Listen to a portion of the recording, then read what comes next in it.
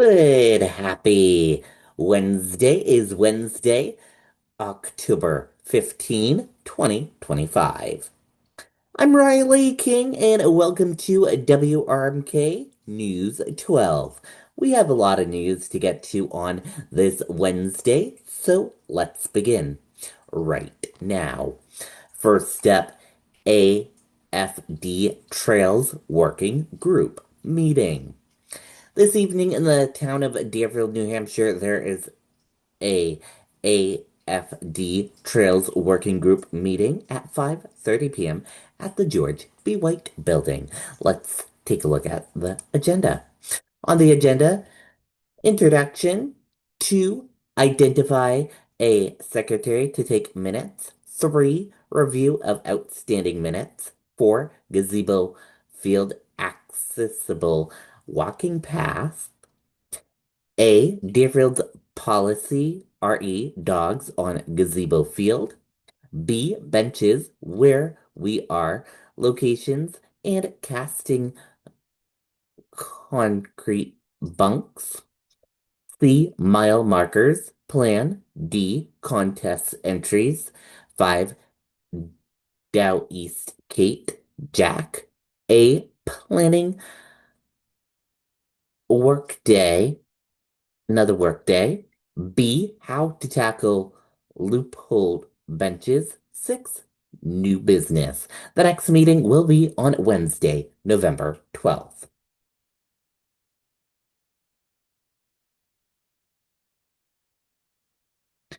Solid Waste Committee meeting. This evening in the town of Deerfield, New Hampshire, there's a Solid Waste Committee meeting at 6 p.m. at the George B. White Building. Let's take a look at that agenda right now.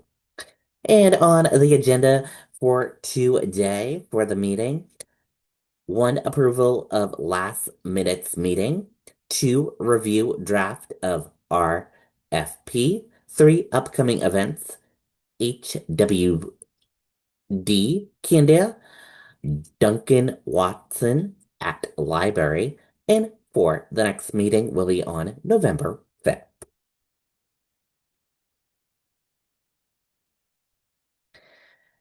Deerfield, New Hampshire School Board meeting.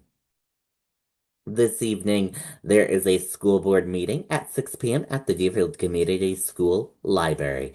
Let's take a look at that agenda right now. And on the agenda, number 1, call to order, 2, Pledge of Allegiance, 3, minutes from September 17th, 2025, 4, public comments, 5, board discussion regarding public comments, 6, agenda review, 7, immediate business, A, NHSBA presentation, B, budget presentation, C, CIP, D, board goals, E, superintendent goals. 8, information items, monthly expenditure report, school property lot, and board discussion about public comment. 9, policy, see page 2. 10, public comments and non-public session for 11 NHRSA 91-A 3-2. And then 12, adjournment.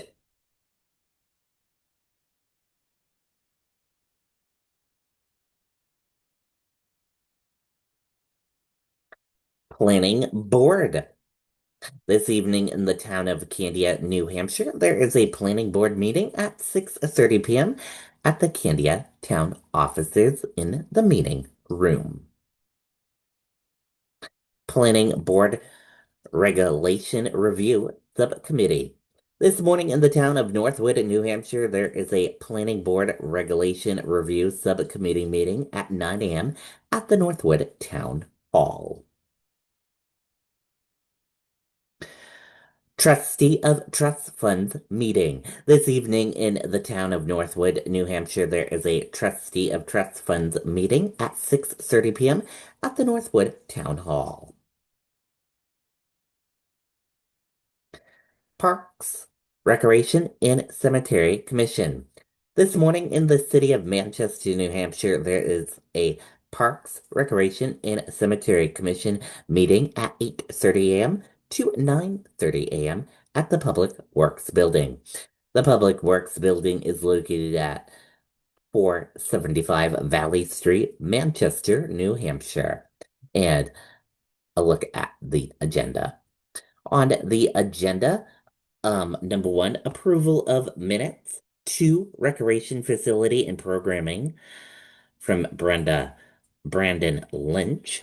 Three, capital projects and volunteerism. Four, parks and cemetery operations. Five, personal. Six, unfinished business. Seven, new business.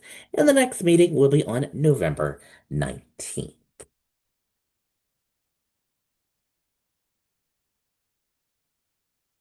Planning Board. This evening in the city of Concord, New Hampshire, there is a planning board meeting at 7 p.m. at the council chambers. The council chambers is located at 37 Green Street, Concord, New Hampshire. Trustees of Trust Funds. This afternoon in the town of Maltonborough, New Hampshire, there is a trustee of trust funds meeting at 2 p.m. to 4 p.m. Zoning Board. This evening in the town of Maltonborough, New Hampshire, there is a zoning board meeting at 7 p.m. to 11:30 p.m. Lawmakers seek answers in Claremont School District's 5.1 million budget shortfall. State lawmakers are investigating how the Claremont School District accumulated a 5.1 million budget shortfall and what steps can be taken to prevent a similar crisis in the future. The district disclosed the financial gap over the summer. On Tuesday, school officials appeared before lawmakers in Concord to explain how the defect went unnoticed for so long. District representatives attributed the shortfall to leadership failures and financial mismanagement, acknowledging that additional accounting errors continue to surface. This is the district's problem. They're in this problem. They got themselves into this problem, said attorney Jim O'Shaughnessy, who addressed lawmakers on behalf of the district. In response, the legislature are weighing on proposal to establish a revolving loan fund that would allow Claremont to access state education aid at the beginning of each school year. The loan would be repaid with interest, ensuring no added costs to taxpayers. This is not an ask for the state to bail them out, O'Shaughnessy said. This is and ask for them to get access to funds early so that they can work through the problems without hurting the community and the kids. District officials said current funds will sustain operations until April. They also pledged to tighten financial oversight, raise staff pay, and implement a two-factor authentication system to improve accountability. Rep. David emphasized the need for swift legislative action. Kids in Claremont deserve a high quality education, just as all New Hampshire kids do, Rep. David said. It's the state's obligation to ensure that happens.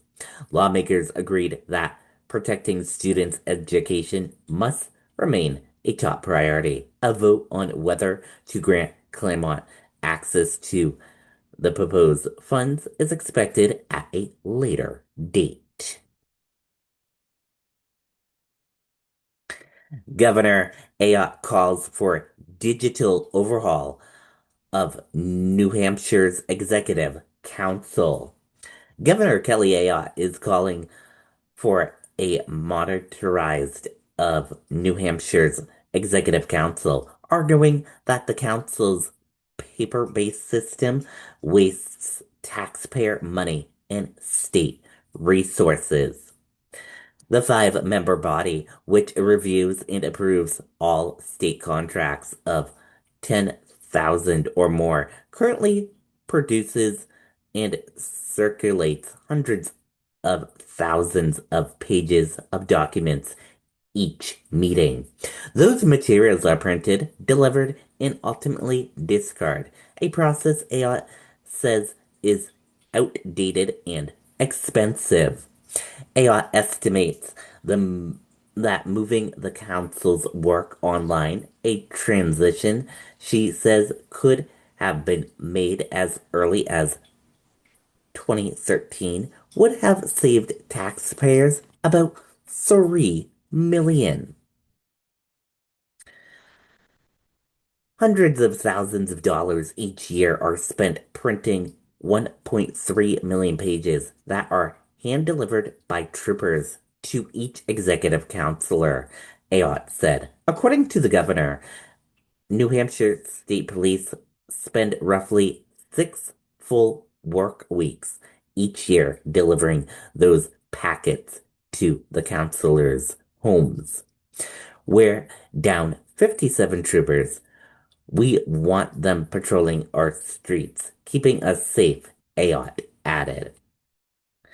The councilors push back. Not all members of the Executive Council share the governor's views. During a recent meeting in Hollis, several councilors voiced frustration over receiving fewer printed materials than in previous years. It is the unanimous will of this council that we receive all those documents again so that we can do our job and so that the public can have it, said Executive Councilor David Wheeler of District 5. Councilor Joe Kenny of District 1 accused the governor of using the shift to digital as a way to restrict information. The real issue is not paper versus electronic, Kenny said. It's the governor hiding information that we need to do our job and that the public deserves to see. Karen Little-Hill, who represents District 2 in Western New Hampshire, echoed those concerns, suggesting that Ayotte's push for modernizing is really about consolidating power. Governor Ayotte has made unilateral changes to the information being presented to executive councilors about state business in the name of monitoring, Little Hill said. But this is really about power and control, a tug of war between the two co-equal parts of New Hampshire's executive branch. A long-standing debate. Efforts to monetize the Executive Council's process have surfaced before, but failed to gain traction. Ayotte said the amount of time and resources currently consumed by document delivered underscores the need for a change. This is just common sense, she said. To use trooper time to hand deliver documents that can already be accessed online doesn't make sense. I hope we can work together to monitorize this process for the people of New Hampshire.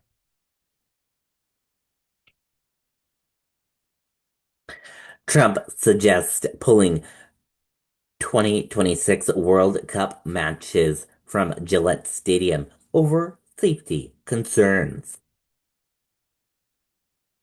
Former President Donald Trump suggested Tuesday that he could seek to move 2026 FIFA World Cup matches scheduled for Gillette Stadium in Foxborough, citing what he described as unsafe conditions in Massachusetts. Boston is one of 11 U.S. cities slated to host the World Cup games in 2026. The matches are set to take place at Gillette Stadium, home of the New England Patriots, as part of the first ever tournament hosted across the United States, Canada, and Mexico.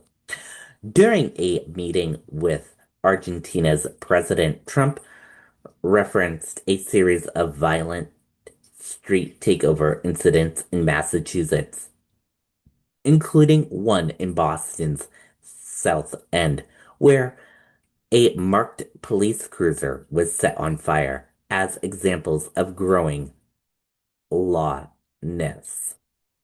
He also took aim at Boston Mayor Michelle Wu, with whom he has clashed in the past.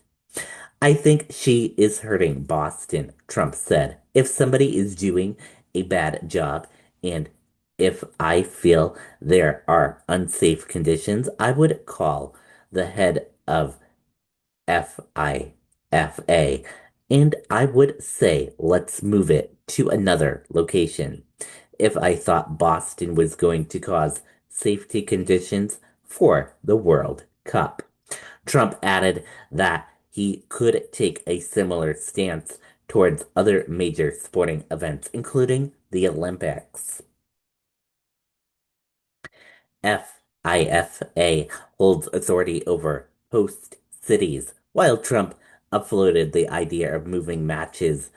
FIFA, not the U.S. government, has sole authority over host cities and venues. Changing locations would pose major logistic and contractual challenges just months before the tournament begins on June 11th, 2026.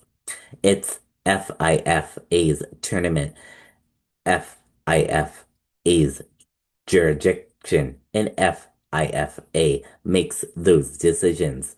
FIFA Vice President said earlier this month at a sporting business conference in London. Boston officials respond.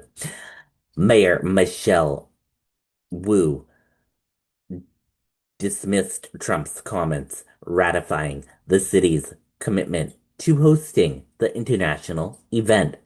Boston is honored and excited to host the World Cup matches, and we look forward to welcoming fans from around the world to our beautiful city. The credible and liberty and City of Champions, Wu said in a statement to WRMK News 12. Boston joins other host cities such as New York, Los Angeles, and Dallas in preparing for a month-long tournament. The first phase of ticket lotteries opened in September.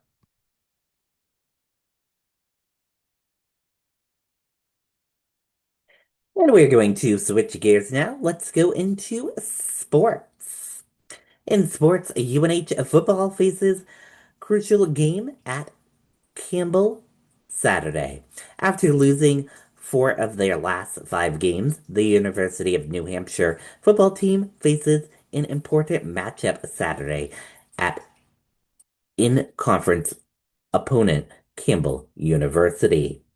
Raymond girls soccer beats Campbell in Battle of the Unbeatens.